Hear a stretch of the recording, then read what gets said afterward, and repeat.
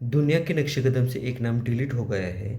और आपकी जानकारी के लिए बता दूं, ये कोई छोटा मोटा नाम नहीं था। ये थे ईरान के सुप्रीमो लीडर आयतुल्ला खामेनी। दोस्तों, जब इसराइल और अमेरिका शिकार पे निकलते हैं तो ना ही कोई बंकर, ना ही कोई दीवार या ना ही कोई रडार आपको बचा पाता है। यहाँ पे ईरान दावा करता रहा कि उनकी रडार सिस्टम और आयरन डोम के चलते वहां पे कोई परिंदा भी पर नहीं मार सकता है। वही भी इसराइल की F-35 ने ईरान का दरवाजा कब का खटखटाया और खामेनी का भी पता लगाया। दोस्तों, इसे कहते हैं घर में घुसकर सर्जिकल स्ट्राइक करना। आज की इस वीडियो में हम ईरान की उसी सुरक्षा व्यवस्था की धज्जियां उड़ाएंगे जो अरबों खरबों डॉलर की थी, लेकिन यही इसराइल की मिसाइल के सामने मिट्टी का घरौंदा साबित हो गई। हम आपको बताएंगे उस सीक्रेट इंटेलिजेंस के बारे में जिसने खामेनी के घर का परिवार का लोकेशन ट्रैक किया, और उस बंकर बस्टर मिसाइल की भी ताकत दिखा दी जिसने 10 फीट की कंक्रीट की परतों को भी पापड़ की तरह फोड़ दिया। अगर आपको लगता है कि ये सिर्फ हवाई हमला था तो फिर आप गलत है।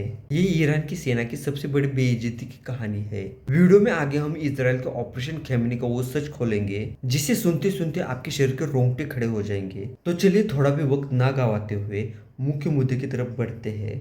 इसराइल के मोसाद के बारे में कहा जाता है कि वो आपके घर में रखे फ्रिज के अंदर के दही की एक्सपायरी डेट भी बता सकते हैं। इस हमले के पहले हफ्ते तक इजरायली जासूसों ने महल के अंदर के कर्मचारियों को अपना वफादार बना लिया था। भाई, मोसाद के जासूस ईरान में इस तरह से घूम रहे थे जैसे अपने बगीचे में टहल रहे हो।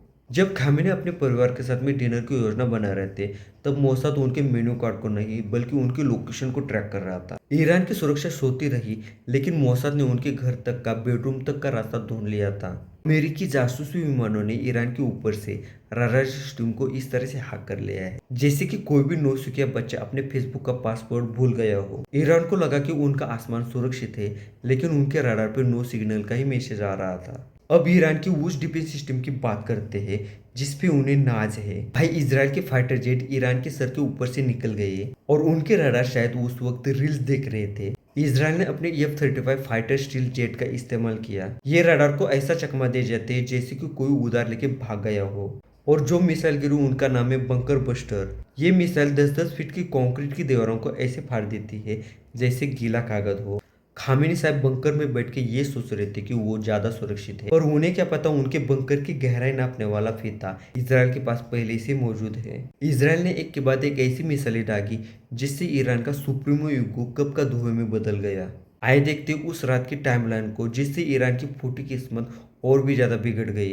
पूरे ईरान का डिफेंस सिस्टम जाम करते हुए इजरायली विमानों ने कब की बॉर्डर लाइन पार कर ली थी। खबर मिलते ही खामेनी अपने परिवार के साथ में बंकर के गहरे हिस्से में भाग गए। उन्हें लगा वो वही सुरक्षित रहेंगे। इजराइल की वो बंकर बस्टर मिसाइल सीधे वहां पे घुसी जहाँ पे खामेनी और उसका परिवार मौजूद था। बराबर रात के 1:30 बजे ईरान के सर्वोच्च नेता और उसकी सत्ता की धज्जियां उड़ चुकी थी। ईरान की सेना को भी ये बात तब पता चली जब आग की लपटें आसमान को छू रही थी। इसे कहते प्लान का बराबर एग्जीक्यूशन। ईरान पिछले कई दिनों से गिदड़ भपकियां दे रहा था कि हम इसराइल को मिटा देंगे, हम अमेरिका को भी मिटा देंगे। लेकिन जब बात खुद पे आई तो उनके जनरल टीवी पे आके इस घटना की कड़ी निंदा कर रहे हैं। भाई, जब पता था कि दुनिया के सबसे खतरनाक जासूस उनके पीछे पड़े हैं तो कम से कम अपना रडार तो ऑन रखते हैं। इसराइल ने खामेनी को सिर्फ खत्म नहीं किया बल्कि सारी दुनिया को छाती पीट पीट के बता दिया है कि तकनीक और जिगरा हो तो कोई भी बंकर ज्यादा देर तक सुरक्षित नहीं रहता है। ईरान की सैनिक शक्ति का जो जनाजा निकला है